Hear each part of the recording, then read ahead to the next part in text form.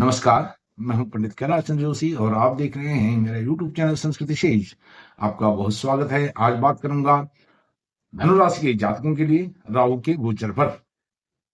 राहु के गोचर पर बात करूं उससे पहले आपको बताना चाहता हूं, राहु 18 मई 2025 को आपके चतुर्थ भाव से तीसरे घर में जाएंगे और उससे पहले वो तीसरे घर में जाएं, उससे पहले 29 मार्च 2025 को शनि अपनी राशि को छोड़ करके जा रहे हैं राहु के साथ, अर्थात लगभग 50-51 दिन के लिए वह चतुर्थ भाव में राहु के साथ रहेंगे। लेकिन यह जो वीडियो है यह राहु के गोचर पर है।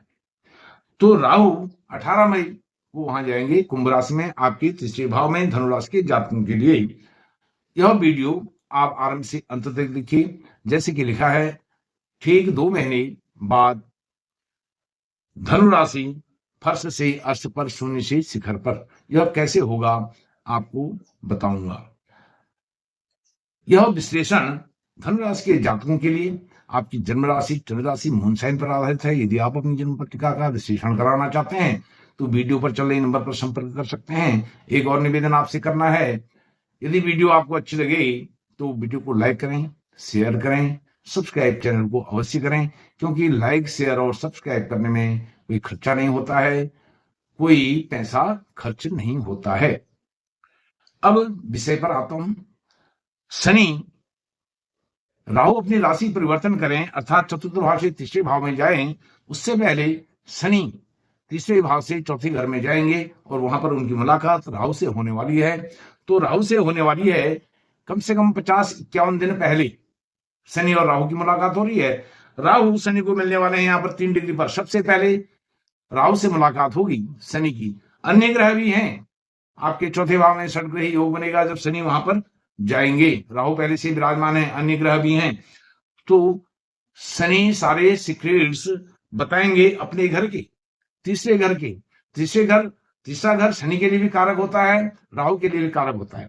लेकिन राहु जब तीसरे घर में जाएंगे तो वह शनि के समान वहां पर व्यवहार करेंगे। त्रिकटे एकादशी राहु, और यह तीसरे घर में अपने आप राहु बहुत बलशाली होते हैं, बलवान होते हैं, अच्छे रिजल्ट देने वाले होते हैं। तीसरा घर आपके भाइयों का घर है, पड़ोसियों का घर है, आपके टूर ट्रेवलिंग का घर है, अच्छी पिकनिक आप मनाना चाहते हैं उसका घर है, जो टूरिज्म वाले हैं उनके लिए है, और जो पत्रकार बंधु हैं, मीडिया पर्सन हैं, उनके लिए यह बहुत सुना अवसर 2 महीने बाद 18 मई से आने वाला है। यह तो बात हो गई राहु और शनि के गोचर के आपस में। लेकिन शनि के विषय में आज बिल्कुल बात नहीं होगी, राहु के विषय में बात होगी। अब यहां से राहु की जो दृष्टि है, यहां पर तो पोजीशन मैंने आपको क्लियर कर दी। दृष्टि, पंचम दृष्टि आपके सप्तम भाव पर पड़ेगी। सप्तम भाव से संबंधित क्या होता है? दाम्पत्य जीवन, पति पत्नी का घर है। आपके लाइफ पार्टनर, मैरिज पार्टनर जो है उनके साथ आपको तालमेल बना करके रखना पड़ेगा। वह कारक अब तो केवल आपके उस घर के लिए होगा। किस घर के लिए? तीसरे घर के लिए। लेकिन अधिक परेशानी नहीं होगी, क्योंकि उनकी जो पंचम दृष्टि पड़ रही है सप्तम भाव पर, आपके रोजमर्रा के दैनिक कार्य हैं, दैनिक डेली वेजेज हैं, और पति पत्नी के संबंध हैं। क्योंकि वहां पर मिथुन राशि के लिए भी राहु मित्रवत व्यवहार करते हैं, तो अधिक इसमें परेशान होने की बात नहीं है। क्योंकि यह राहु राज, तीसरे घर में राहु आ जाते हैं तो राहु राज आरंभ हो जाता है। और आपके लिए तीसरे घर में 18 वर्ष के बाद राहु आ रहे हैं और पूरे 18 महीने यहाँ पर रहने वाले हैं। 18 महीने में जो आपने करना है, सोचा है, समझा है, कुछ आपकी प्लानिंग है, वह प्लानिंग आपकी यहाँ पर सफल होती हुई दिख रही है। अब इसके बैकग्राउंड में जाते हैं। जो चतुर्थ भाव में राहु थे, इन राहु ने हालांकि आपको अच्छा जॉब दिया होगा, अच्छी प्रोफाइल दी होगी, अच्छा स्टेटस दिया होगा, अच्छा नेम फेम दिया होगा, लेकिन आप भौतिक दृष्टि से, भौतिक संसाधन से आप बहुत एक प्रकार से जूझते रहे हैं। वो आप नहीं उनका उपभोग कर पाए हैं, उनका यूज नहीं कर पाए हैं, एक लविश लाइफ नहीं अपनी यूज कर पाए हैं। और माता जी को बड़ा संकट इस बीच में हुआ है, जब राहु पिछले 18 महीने से यहाँ पर विराजमान है। माता जी को कष्ट, माता जी से अलगाव, किसी भी प्रकार से मृत्यु तुल्य कष्ट माता जी को, और यहाँ तक कि कुछ धनुराशि के जातकों को माता जी का जो असहनीय दुख है, मृत्यु जैसा दुख आपको मिला होगा, अर्थात माता जी हमेशा हमेशा के लिए आपको छोड़ करके चली गई होंगी। ऐसे ही परिणाम राहु ने दिए हैं। और क्योंकि राहु एक भ्रम उत्पन्न करता है, भ्रम जाल का कारक है, इसलिए वो भ्रम का वातावरण, दुविधा का वातावरण, कंफ्यूजन का वातावरण जो राहु ने क्रिएट किया है आपके चौथे भाव में, आपके घोड़ा गाड़ी भूमि भवन मकान, उसमें आपको बहुत हानि पहुंचाई है। वह हानि जो हुई है उसकी रिकवरी अब तीसरे भाव में राहु आएंगे तो होने वाली है। जैसे मैंने आपको बताया तीसरा भाव, और वह भी कुंभ राशि वहां पर हो तो यह उनकी अपनी स्वराशि के समान होती है, जबकि राहु को कोई नैसर्गिक राशि नहीं दी गई है, लेकिन शनिवत राहु कहा गया है। यह है सप्तम भाव का मैंने आपको बता दिया, जब राहु तीसरे घर में जाएंगे सप्तम भाव से कैसे आपको परिणाम मिलेंगे। यदि उलझी हुई बातें भी थी, सप्तम भाव से संबंधित पार्टनरशिप वाला काम, उसमें रुकावटें आ रही थी, उसको ठीक करेंगे राहु। लेकिन यहाँ पर जो जीव संबंधी है, आपके पति पत्नी के रिश्ते हैं और लव रिलेशन हैं, उनमें आपको दिक्कतें आ सकती हैं, उनमें आप फ्रॉड के शिकार हो सकते हैं, क्योंकि यह भ्रम उत्पन्न करता है। तो भ्रम से आप जितना दूर रहेंगे, फ्रॉड से जितना दूर रहेंगे, उतना आपके लिए बहुत लाभदायक रहेगा। इसके बाद राहु जब तीसरे घर में जाएंगे तो उनकी सप्तम दृष्टि आपके भाग्य भाव पर पड़ेगी। भाग्य भी आपको लगेगा कि कभी कभी साथ मिल रहा है भाग्य का, और कभी कभी भाग्य भी साथ नहीं दे रहा है, ऐसे भ्रम की स्थिति रहेगी, क्योंकि राहु की सप्तम दृष्टि सिंह राशि पर पड़ रही है, जो राहु का शत्रु ग्रह है सूर्य, उसके घर पर पड़ रही है। तो भाग्य आपका कभी साथ देता हुआ दिखाई देगा, कभी साथ नहीं देता हुआ दिखाई देगा। और पिताजी के साथ संबंध बना करके रखें, और साथ में आप धार्मिक प्रवृत्ति अपना करके रखें, यह आपके लिए बहुत अच्छा होगा।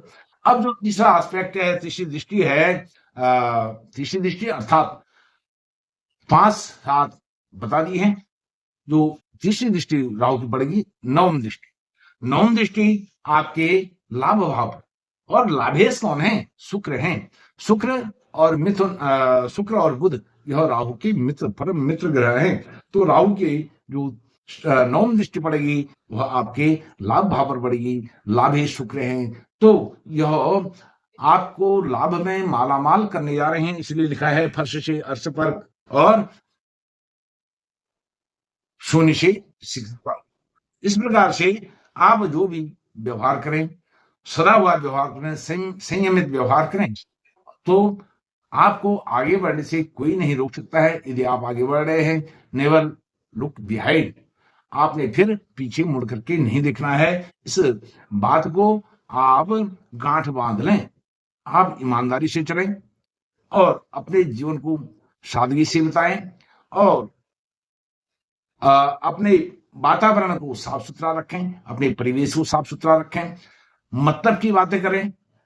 अनर्गल वार्तालाप करने से आपको हानि होगी, और अनर्गल रिश्ते बनाने से हानि होगी। अनावश्यक जो झगड़े हैं, फिसाद हैं, लड़ाइयां हैं, बुराइयां हैं, चुगली है, उनसे आपको दूर रहना पड़ेगा। राहु आपका बहुत कल्याण करने जा रहे हैं। अब आपको रेमेडीज बता देता हूं। धनुराशि के जो स्वामी होते हैं वो गुरु महाराज हैं, और गुरु महाराज को प्रसन्न करेंगे, अपनी राशि के स्वामी को प्रसन्न करेंगे, तो सारी बाधाएं आपकी दूर हो जाएंगी। जो जैसे सप्तम भाव की दृष्टि राहु की है, उस भाव से संबंधित आपको सारी परेशानियां गुरु महाराज दूर करते हुए दिखाई देंगे। ओम नमो भगवते वासुदेवाय मंत्र का जप करें, हो सके तो जरा विस्तार पूर्वक हो जाएगा। आप विष्णु सहस्त्रनाम का पाठ करें तो आपका सर्वविध चतुर्विध कल्याण होगा। अब जो सूर्य नारायण भगवान हैं, सूर्य नारायण भगवान की राशि सिंह राशि पर राहु की जो दृष्टि पड़ रही है, जिसके कारण आपको कभी, जैसे मैंने बताया, कभी लगेगा भाग्य साथ दे रहा है, कभी लगेगा भाग्य साथ नहीं दे रहा है। उस ब्रह्मजाल को तोड़ने के लिए, राहु के उस दुष्प्रभाव को तोड़ने के लिए आप सूर्य नारायण भगवान को ताकतवर बनाएं, उनको ऊर्जान्वित करें, क्योंकि स्वयं सूर्य नारायण भगवान ऊर्जावान हैं, सबसे बलिष्ठ हैं, राजा हैं, प्रखर हैं। उनको ऊर्जावान बनाने की जरूरत नहीं है। हम उनको अपनी तरफ से पुष्पांजलि दें, नम्रता दिखाएं, झुकें, प्रणाम करें, न्यौछावर हो जाएं, नतमस्तक हो जाएं।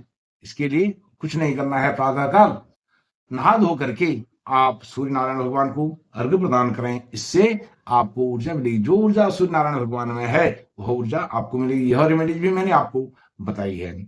मैं आशा ही नहीं पूर्ण विश्वास रखता हूं कि आपको यह जो राहु का गोचर होने वाला है लगभग 2 महीने बाद, 2 महीने से कुछ कम समय है, तो उसमें आप फर्श से अर्श तक, सोने से शिखर तक वहां जाएंगे और आप नेवर लुक बिहाइंड, फिर पीछे मुड़ करके नहीं देखेंगे। बहुत बहुत शुभकामनाएं। धन्यवाद। नमस्कार।